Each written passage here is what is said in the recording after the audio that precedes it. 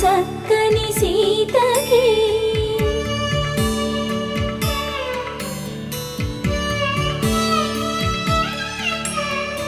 ఎర్ర జాబిలి చేయి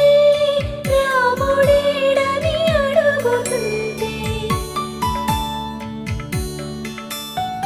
చూడలేదని పెదవి చెప్పే చెప్పలేమని కనులు చెప్పే నల్ల పూసై